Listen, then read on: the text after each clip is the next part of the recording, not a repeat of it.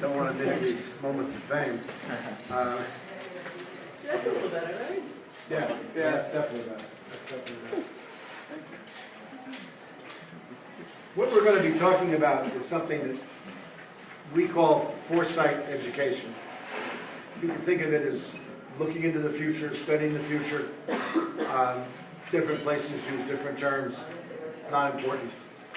The concept is important. And it's particularly useful, I think, in connection with those of you who are doing projects that are so important and have a sense of longevity associated with them. 20 projects for 20 years is now proving to obviously not be for 20 years, even though 20 years sounds like a heck of a long time.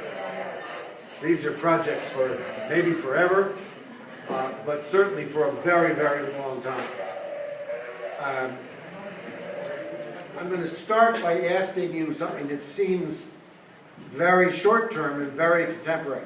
Come on in. Sit around anywhere. Join in.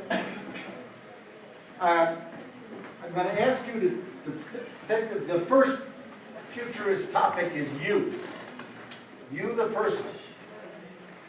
Because I really genuinely believe that it's hard to grasp the complexities of future big issues if you don't see a place for yourself in that complexity. So I'm going to ask a few of you to indicate who you think you are now and who you think you will be in 10, 20 years. In a single word type description. I am a, what are you? Student. You're a student. You can use two words, yes. Global citizen. You're a global citizen. By the way, you don't have, obviously, he says he's a student. I know the rest of you are students. That doesn't mean you can't repeat it, but it would be a little foolish to have 30 of you repeat it. So the more creative we can get, the better. A student, a global citizen, a patriot. A senior. A senior at school. Okay, fine. Yeah. Gym member. You're a gym member. All the way in the back. The ladies in the back. I'm a student. You're a student? She can dance. I'm a person who's going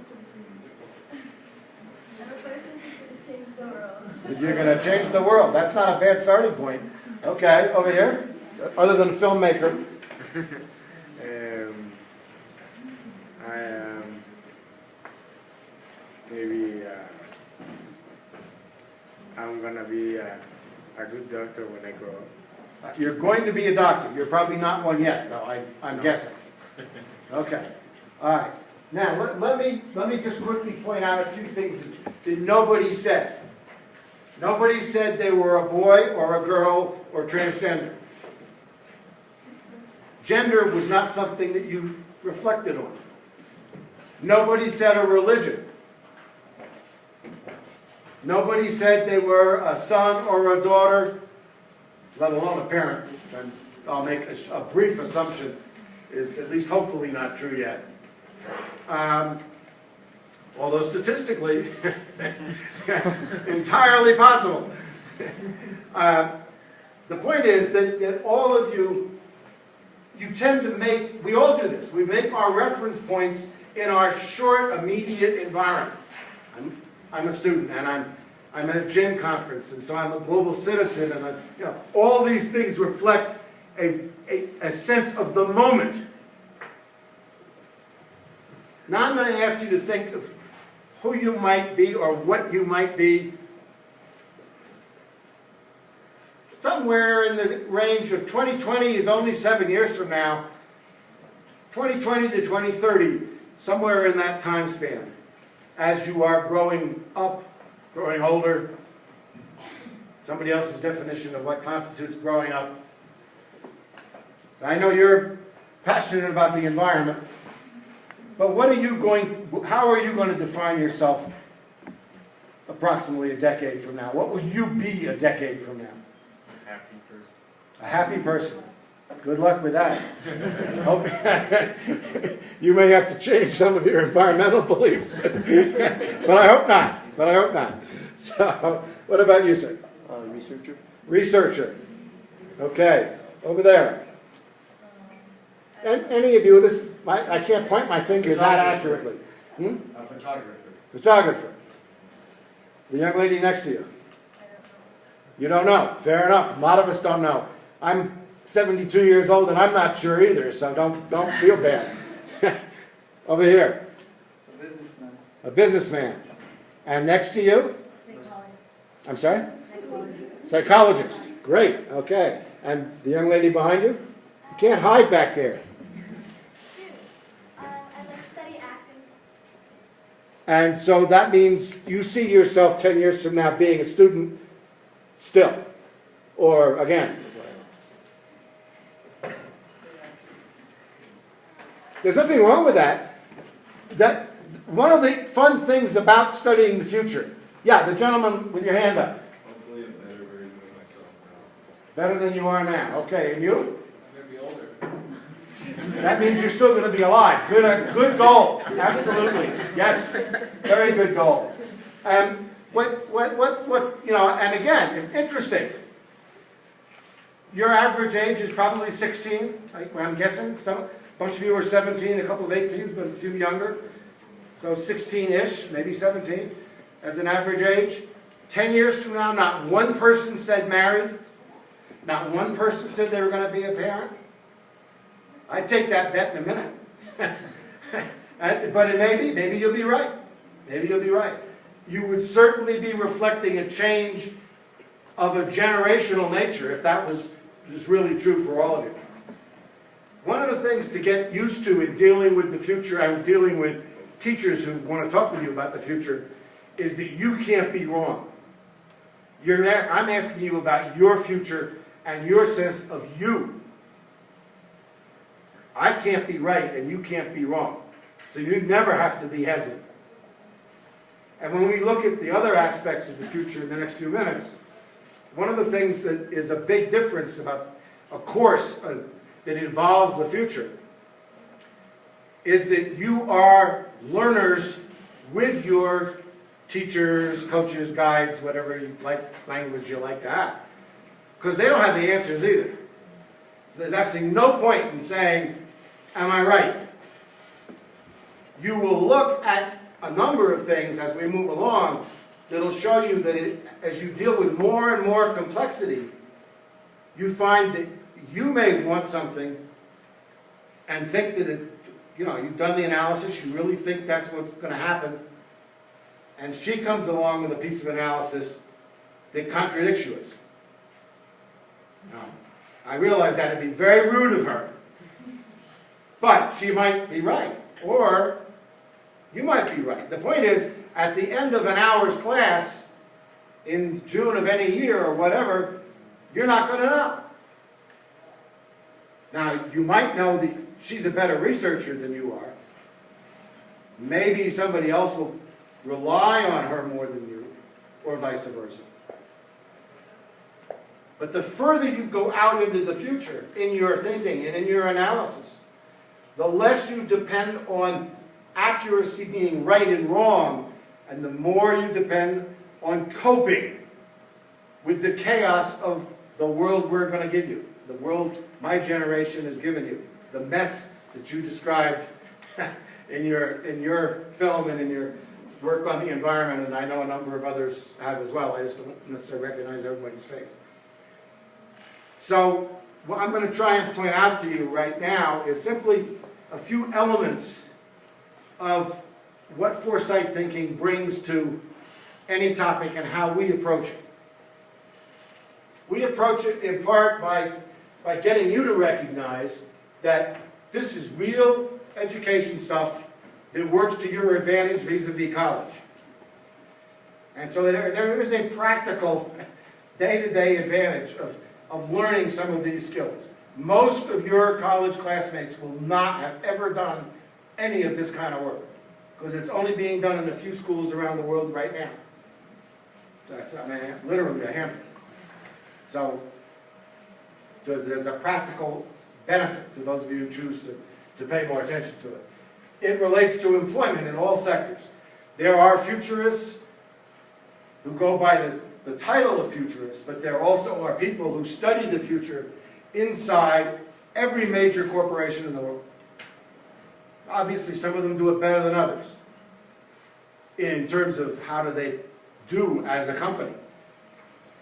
Some may do it extremely well, but your sense of values may say that his work in a company is terrible. That doesn't mean he's a bad futurist. It means you disagree about the future you want. And the future you want lies at the heart of a lot of futurist thinking. It's what we call aspirational futures. We're not asking you to predict, to do a mathematical model and come up with the right answer. We're asking you to begin to think about those issues that are critical to you, how those issues may play out over a long period of time. And in my work, I use 2040. You and other teachers can pick different time frames. That's not critical. Don't pick 2020. That's a step along the way. And as many of you have learned, even on your gen projects, 7 years is a drop in the bucket to dealing with big issues. And some of that's because they are that complex and nature takes that long to turn and big numbers take many years to change. Demographic population statistics, you can have a great idea that will be beneficial to millions of people's health, but that doesn't mean that life expectancy is going to suddenly leap forward by a decade. It's going to take 2 or 3 decades before you see a 2 or 3 year move. In fact, in most population work, a change of 0.5% is considered highly dramatic change in demographics. And the same thing is true with a lot of other statistics. The world of big numbers, or as you hear the term bandied about today, big data. The bigger the bucket of data, the longer it takes to make a difference. Even though the difference may be exactly what you want. So time is a huge factor. I picked 2020, 2030, and 2040 because I think it gives you as a group of students good learning points. It could be 2025, it could be 2055. You could be studying something, trying to find a trend and its application in 2040, and you find some really good information about 2045 because some group at MIT did a hell of a study. You're not wrong. Don't say, oh my God, I didn't find it for 2040. Use the 2045. Use knowledge and wisdom where you find it. Don't reject it because it's got the wrong date on it. That's the least of your problems. If you find something that's wrong for 2016, that's worth an immediate fight. Because people ought to know what the heck they're talking about for 2016. The numbers are there. The statistics are there, barring the complete blow-up of everything. Yeah, do you want to add something? No, sorry. Oh, that's okay. No problem. So we try and get you to take a look at these things, understand there's a value to you, and understand that there's a philosophy behind it. This is not some hit-and-miss thing. That we're talking about your aspirations. We're talking about alternatives in the future. If there were no alternatives, what's the point? Look up the answer when you get closer and live with it. I get challenged by people who just want to say, well, if you're going to study the future, don't you want that kids to find the right future? Sure, if we all had the same objective and we knew how to get there, but that isn't the way a population this size works. You couldn't get agreement in this room on perfection for 2040 on all measures, nor should we necessarily. And so looking at alternative futures, learning how to build scenarios so that you can see the potential of different pathways increases the chance, it increases your power to have an effect on making the future that you might actually like to live in. Not a guarantee, but guaranteed to be a better chance. Yeah. Sorry, I read a quote, I don't remember exactly the said, but they said that right now the children are being trained for jobs that don't even exist. Do you believe that? Like, I used to like. Well, it's one of those yes and no things.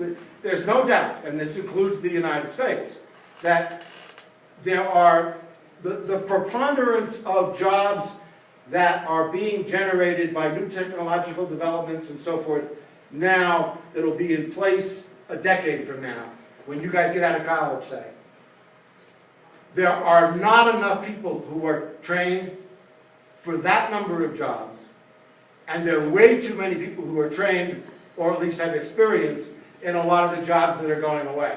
So there's an imbalance. It's not a complete yes and no.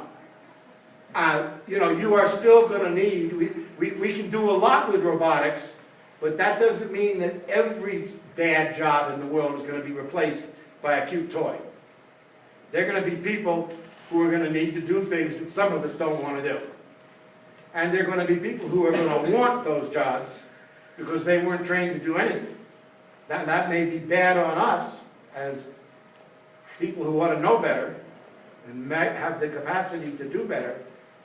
But unless you envision a world of perfect equality, there's a scenario, there's definitely not in the next decade, then you are going to be dealing with these issues of imbalance. And how fast can you move that along? How fast can you come to agreement on what a rational balance ought to be is a very, very big challenge. And it's a perfect example of why this stuff is important to put into your whole educational curriculum. So you're getting empowered. Teachers are learning how to be freer in what they're doing. And every issue that we deal with, every issue that you deal with, has some ethical components to it.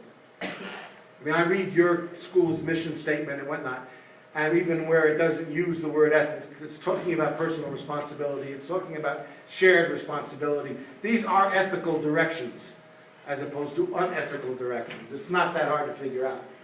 It's extraordinarily hard to sort out, in many cases, what is the ethically right thing to do.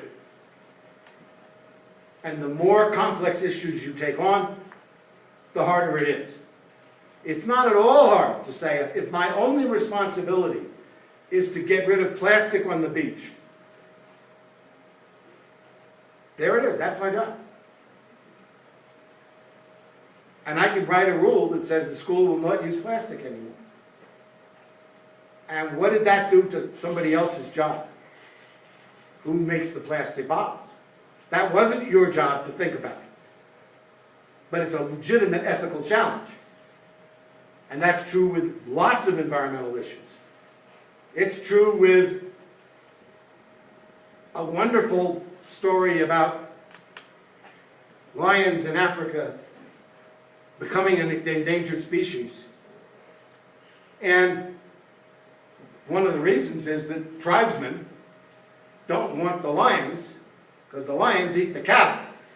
And the cattle are much more important to the tribesmen, particularly in the Maasai communities, than lions, let alone on any philosophical concept about endangered species and diversity on Earth. They want the cattle in the yard, not the lion and the cattle in the yard. This is not a yard sharing program. What they found was, and a 12-year-old boy came across this, that by using flickering lights at night, the lions wouldn't enter the yard and wouldn't eat the cattle. Just using flashing lights. Secondary benefit, the tribesmen don't try and kill all the lions. The number of lions is increasing and the number of cattle being eaten is decreasing. Once in a while we get the balance right. Pure chance. The kid that developed the light mechanism and all the other families, farm families that use the light mechanism, I guarantee you not one of them did so because in the back of the mind they were trying to save the next lion. They were trying to save the present cow. And it worked, but it had a secondary benefit. It had a consequence, an unexpected consequence. And when you're learning about future stuff You're learning about choices and consequences at the same time. That's part of what you're doing. So when I look at this stuff with groups of students, I'm going to move this over a notch now, which I hope will help your little video exercise as well. We get each of you to name the topic in which you're interested. And you've done that for this program, but you could do lots of topics. We've worked with kids that have done everything from the future of marijuana, always a favorite topic, high school kids, to tough social issues, future of abortion, the future of the death sentence, you name it. Almost every industry you can think of, the future of the automobile, commercial aviation, so forth and so on. Lots of different aspects of energy-related issues. The future of education, as a number of you are doing here. Poverty issues. Nuclear fission, nuclear fusion. Some of these I enjoy working with, some I don't. But nonetheless, it's not my call. It's your call. It's what interests you. We've done projects on the future of professional sports. Any topic, unless your prediction is it has no future, is a legitimate one to study. You cannot be wrong in picking a topic. So we ask you to pick a topic. And then we ask you, because it's called aspirational future, to come up with a brief statement that we call your aspiration for 2040. For 2040. Not exact, it's not versus 2039.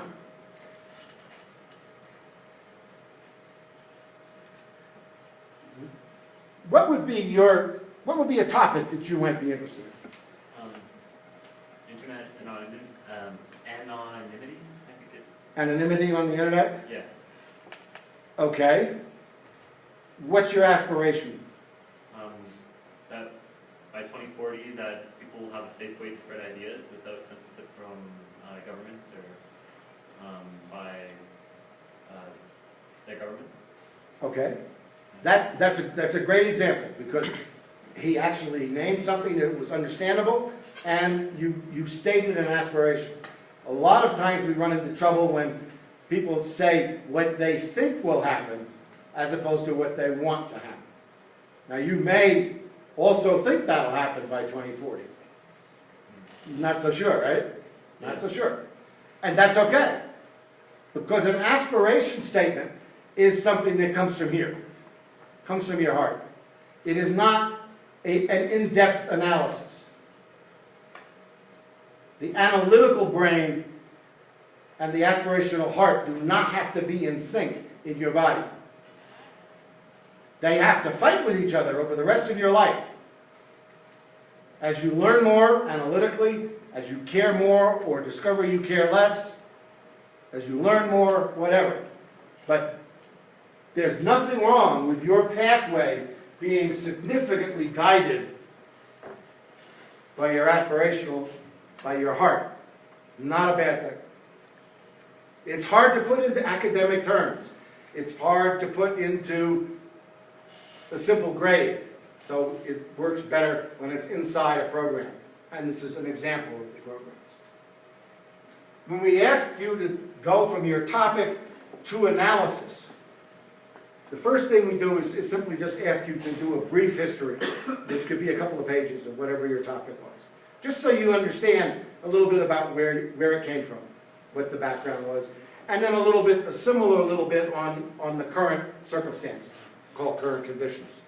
But the more interesting part gets to be when we start to look at big trends.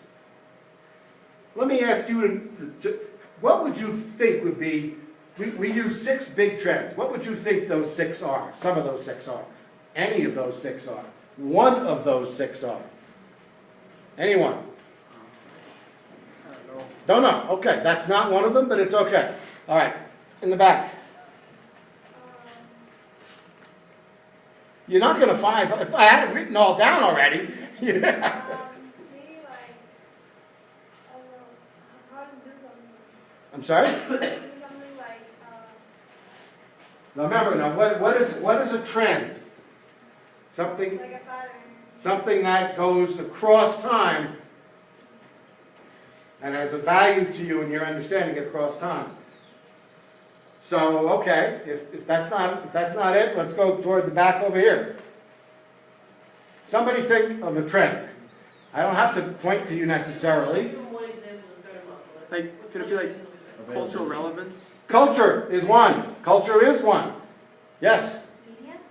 Media? Media we arbitrarily put under culture. Worth an argument. I understand that. Religion. Religion is under culture. Good for you. Yes. Huh? Language? Language? Culture. Probably culture, although it would be interesting to discuss how language is a trend. Yes. Education? Education is a subject. It is not a trend. Well, I'm sorry? well, Well, not wealth per se, but you're getting there. Economics. Without a doubt, economics is one. Economics is one. Is your hand halfway up? Yeah. Okay. Social? Social is probably culture. Probably with culture. Yep. politics? Government and politics is one. So we've got culture, government and politics, economics. Yes, sir. Population, Demographics. Absolutely. There's 4. Half of the subjects in this gym conference pertain to environment. Thank you. Yes. Very good. To pertain to environment. Right. And the big loose cannon in almost all of our conversations, in many of your groups, all the way down to toilet man over here, sink man, is technology. Now, you can quibble about these. You can definitely argue about them. No question about that. But if you view your world and include government, economics, demographics, culture, environment, and technology, you're not going to miss a hell of a lot. You're going to get the bulk of the critical factors, the critical forces in the world with which you're going to be dealing. Yeah? Would history also count as one? It's the history of what? See, history itself isn't a trend without the modifier. The history of the automobile tells you a lot. But history by itself is, again, informative but not directed toward where you need to go. So we have, on your topic, a bit of history, a bit of current conditions, your first sense of the aspiration, and now you're looking at 6 trends. You can see that this is getting to be a mess. It's getting to be very complicated. Now we talk about scenarios. Scenarios are stories. It's a story you tell when your footprint is in the place you're going to be. Let's just say 2030 to keep the conversation as simple as possible. We only got about 10 more minutes of it. So what I'm going to ask you to do is to understand that we think of this in 3 scenarios. You could have more. It's getting complicated enough. One is the scenario you expect will take place. The most likely, the thing you're most comfortable with, probably what you found the most information on the easiest. The second scenario is a decline. Remember, you're talking about your subject now. We're not talking about everybody else's, it's your subject. So, what is going to be the decline in your subject? Economically, it's going down. Technologically, it blew up. Demographically, oops, we don't have any kids to do the jobs that'll pay the retirement benefits for me. So I'm going to still be working. Each of the trends has potential downsides, just as it has potential upsides. So you have a decline scenario. Doesn't mean the world has to blow up, it doesn't have to all go away, but it's all pointed in the negative. And then the third is the opposite. It's the preferred, it's the transformational, it's the scenario that's in the ascendancy. It's getting closer to what? If it's the preferred, Aspiration. to your aspiration, exactly. It's getting closer to your aspiration. It does not have to get there. But as opposed to just continuing on the world as we know it, or explicitly going down, the preferred scenario is headed upwards. Headed upwards. And those are the three big scenarios that we attempt to build. And when you're building those, you're doing it with the mind to the trends. So in a sense, you've got this very, very boxy matrix that you're building. You've got 3 time zones, 2020, 2030, and 2040. You've got your topic, whatever that may be. You've got 6 trends crossed over by 3 scenarios each. It's a lot of bits and pieces. And it won't all hang together. And you will find that something that you thought you were going to outline very, very intelligently for 2040 was contradicted by something you were absolutely sure of for 2030. And the one thing about the timelines is they don't go backwards. They only keep going. So you may find that your analysis doesn't hold up. The trouble is you won't necessarily know which part of it's wrong. Was the 2040 piece wrong or the 2030 piece wrong? And that's when things get very interesting. And that's when you can get an incredible dialogue amongst your classmates, with your teachers, with other advisors. We tend to have the kids find futurists that are working in their domain and oftentimes do interviews with people. It's amazing. You can ask the most famous people in the world questions. Half the time they'll answer them. It's amazing. They like to be asked. Part and parcel of going with fame. It's amazing. We're all intimidated to ask, and they're often more than willing to answer. So, be willing to reach out there. We've had kids do amazing interviews with people that informed them about the subject matter they were actually interested in. So the last thing I'm going to ask you to do, because of the timing, is we are now in 2030, right now. You don't have to remain as you thought you were going to when we started this conversation. You can have changed in any way you want. You can be married with kids, you can be in jail, you can be a great success, you can be a teacher, you can whatever you want. It doesn't matter. You are all in 2030. Give me some characteristic. Tell me something about this world of 2030 in which you are living. Give me a description of some element of it. Can be personal. It can be anything you want. You've got more freedom than you know what to do with. I'd be a father. You'd be a father. Yeah. Okay? And your son or daughter, would you be optimistic about the world in which they've just entered? No. And why would that be? Why would you be unsettled about that? Because it's not environmentally stable. Okay. Very good. So we've had a huge change in this individual, and probably very good reason to be a little nervous, a little skeptical. All right. What about you, sir? Talk to me from 2030. Tell me something about 2030. About your life in 2030.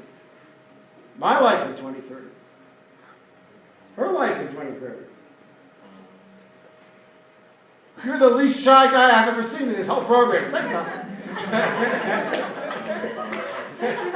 have a beautiful wife. You have a beautiful wife. Good decision. Good decision. Okay. This doesn't help your filming. I just realized that. I'm sorry. Suki, tell me something about your lives in 2030. I'm living in Europe Living in Europe. Why? because I'm studying here. So you're still a student? Yeah. No, but No, but you're still studying. Yes or no? I know. I'm just You're living in Europe, okay. And you, sir? I'm in New York as a photographer. Excellent, excellent. And photography in 2030 is done with what instrument? A camera. Would I recognize that camera? I hope not. Are you designing what I'm not going to recognize? Of course not. Of course not. I'm gonna be using it. You're going to be using it. Okay, all right. Is it going to be embedded in you? Oh, hopefully. Really? Carry that. So you're going to be taking pictures with your fingertips or something? My eyes. With your eyes. You are son of Google. There we go. Okay. All right. But look what you're drawing. Look what you're drawing in the world. And what are you going to be in 2030? Or what is 2030 going to be? Well, other than, unfortunately, I think it's going to be a little bit more negative, such as the environmental comment that he said, and it's going to Okay. be more corrupt. More corrupt. In general, or is that targeted at government, or what's your sense? Where does that come from? That comes from the trends that we see in history. That as a society we grow, I think that the corruption also grows and it becomes heavier, and we feel it this time more. Very good. If we were going to go on with that, we'd start asking you what was going to happen between 2030 and 2040 under your leadership to reduce the problem of corruption. And you can see how the game's played. We're not going to do that right now. In other words, it never stops at, well, here's my picture, take it or leave it. Because why should you leave it? It's your future. And at 2030, you're still very young. And none of you ever have to accept anything that's around you. That's for sure. You can fight back with that at everything, just as you can embrace everything.